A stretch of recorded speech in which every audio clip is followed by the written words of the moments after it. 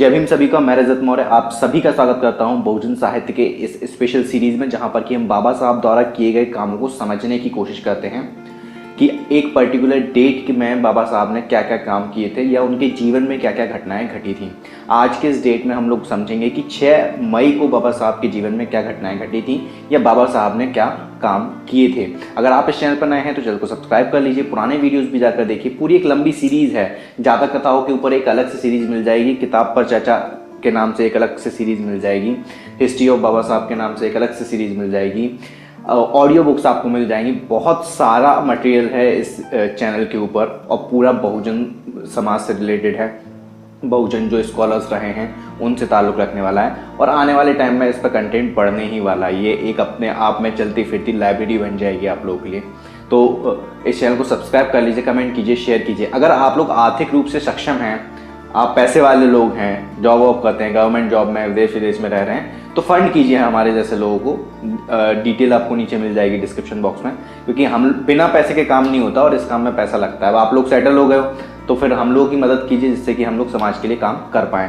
शुरू करते हैं। 6 मई 1927 को बीबी के संपादकीय, बीबी मतलब बहिष्कृत भारत के संपादकीय महाड येथील धर्मसागर व इंग्रज सरकाराची जवाबदारी, ये एक मराठी टाइटल है, मतलब कि बाबा साहब यहाँ पे अंग्रेजी सरकार की जवाबदारी को तय करने की कोशिश कर रहे हैं। और जो महाड़ में जो पूरा एक आंदोलन किया था बाबा साहब ने, उसके बारे में बात कर रहे हैं। ये तीसरे अंक में छपा था। डॉक्टर अंबेडकर ने अन्य सभी के संबंध में अछूतों के नागरिक अधिकारों और जन्म अधिकारों के मुद्दों पर लिखा है। उनका कहना है कि अछूतों ने धर्म की सीमाओं को लांघकर दूसरे के साथ बराबरी पर खड़े होने का फैसला किया है। वह अछूतों के लिए नागरिक अधिकार सुनिश्चित करने के लिए ब्रिटिश सरकार की जिम्मेदारी के बारे में भी लिखते हैं। वह इस अंक में 6 अन्य विविध लेख लिखते हैं इसी अंक में, ठीक 6 मई के जो अंक है उसमें।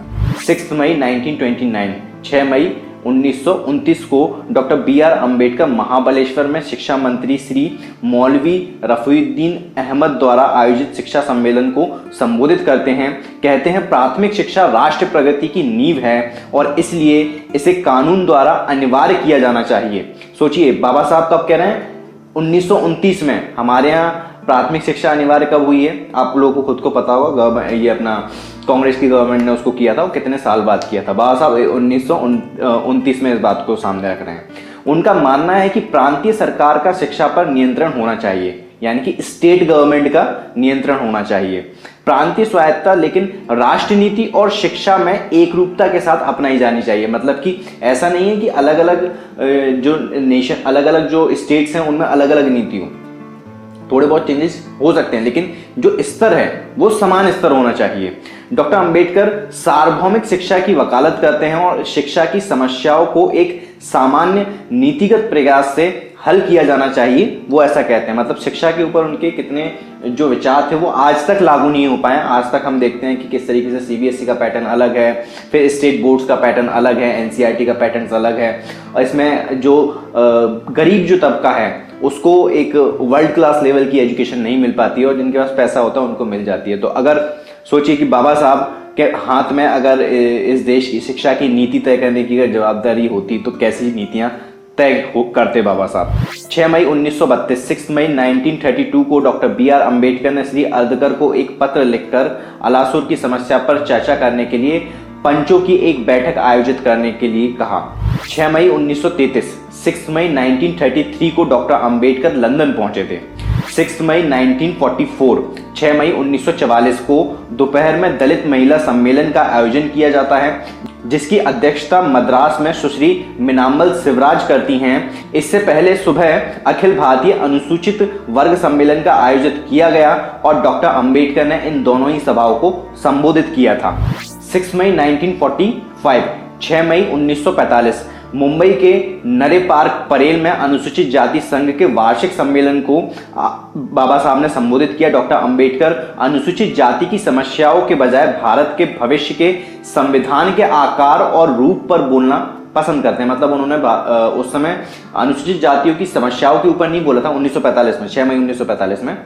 उन्होंने संविधान का क्या रूप होना चाहिए, संविधान का कैसा स्वरूप होना चाहिए, क्या आकार होना चाहिए, वो उस पर उस सभा में बात करते हैं। जो अनुसूचित जाति संघ का वार्षिक जो सम्मेलन था उसमें। 6 मई 1945 6 में 1945 को डॉक्टर B.R. अम्बेडकर ने बॉम्बे में अखिल भारतीय अनुसूचित जाति संघ की बैठक में भारत की सांप्रदायिक समस्या और एक संविधान का मसौदा तैयार करना पर भाषण दिया।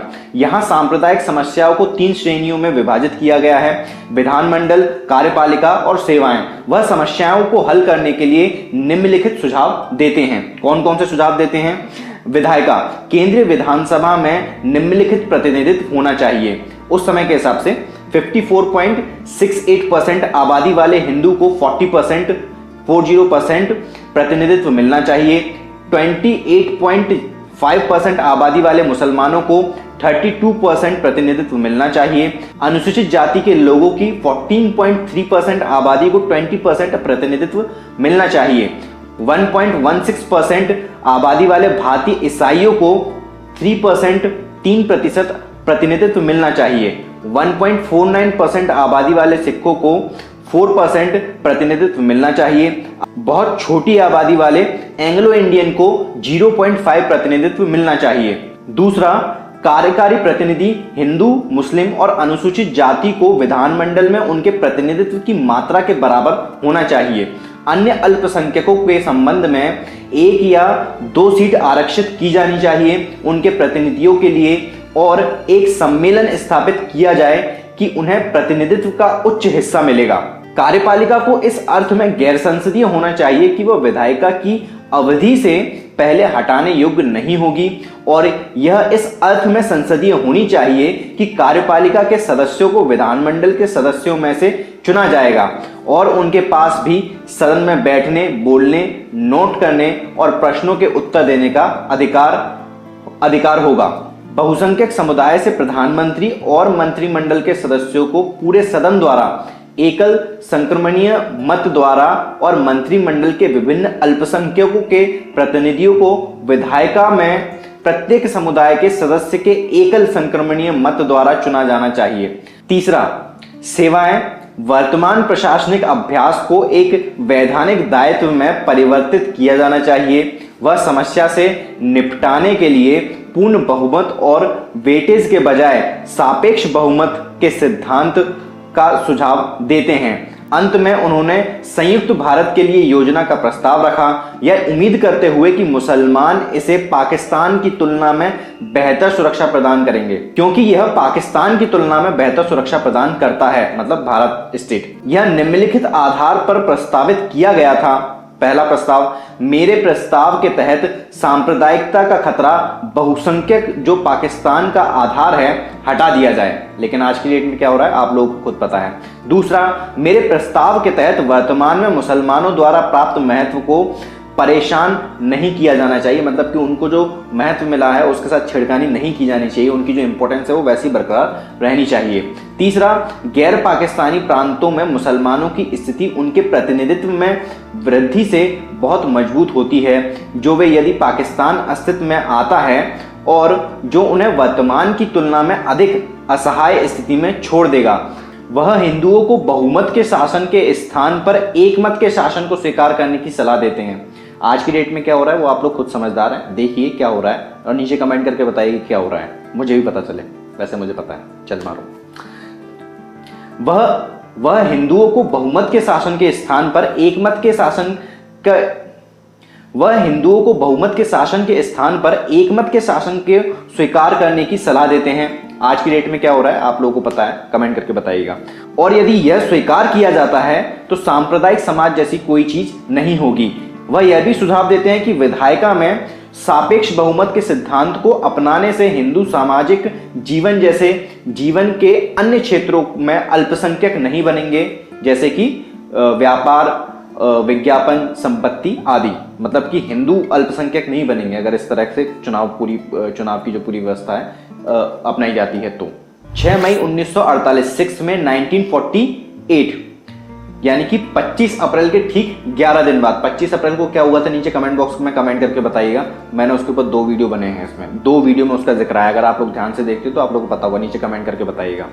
सीपी रामास्वामी अय्यर को संबोधित एक पत्र में वल्लभ भाई पटेल, जो कि उस वक्त गृह मंत्री थे और सलाहकार समिति के अध्यक्ष थे, ने डिप्रेस्ड क्लास के अध्यक्ष माननीय डॉक्टर बी.आर. अंबेडकर के लेखन में पूर्ण विश्वास व्यक्त किया। सरदार वल्लभ भाई पटेल लिखते हैं, पूरी तरह से महसूस करें कि वह यानी कि डॉक्टर अंबेडकर इस देश में काम आ सकते हैं। 25 अप्रैल 1948 को लखनऊ में गोविंद वल्लभ पंत और कांग्रेस पर डॉक्टर अंबेडकर की टिप्पणी के कारण उत्पन्न हुए विवाद को देखते हुए इस पत्र की तिथि बहुत ज्यादा महत्वपूर्ण है। अब वो विवाद कौन सा था आप लोगों को पता है, नीचे कमेंट करके कमेंट बॉक्स में बताइएगा मुझे कैसे आप लोगों को याद है कि नहीं है। वैसे यार आप लोग कमेंट बहुत कम करते हो यार, इतनी कंजूसी क्यों। और यहाँ पे जो नीचे एक रेड कलर का बटन दिखाई दे रहा होगा, उसको जाके उसके ऊपर ऐसे करोगे तो ग्रे हो जाएगा, जादू दिखाई देगा, जादू।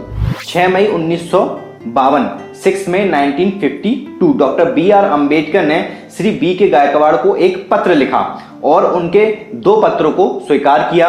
सूचित करते हैं कि वह कॉलेज की प्रारंभ समिति की बैठक के लिए रात 9 बजे सिकंदराबाद जा रहे हैं। गायकवाड़ को उनके द्वारा उठाए गए मुद्दों को तय करने के लिए आने के लिए कहते हैं। मतलब जो श्री बी के गायकवाड़ थे उनके कुछ मुद्दे होंगे तो उनको भी वो वहां पर बुलाते हैं कि आप भी आइए और सिकंदराबाद में जो 9 बजे जो मीटिंग हो रही है उसमें अपनी बात रख सकते हैं। और इस वीडियो में इतना ही, उम्मीद करता हूँ कुछ ना कुछ सीखने को समझने को जरूर मिला होगा।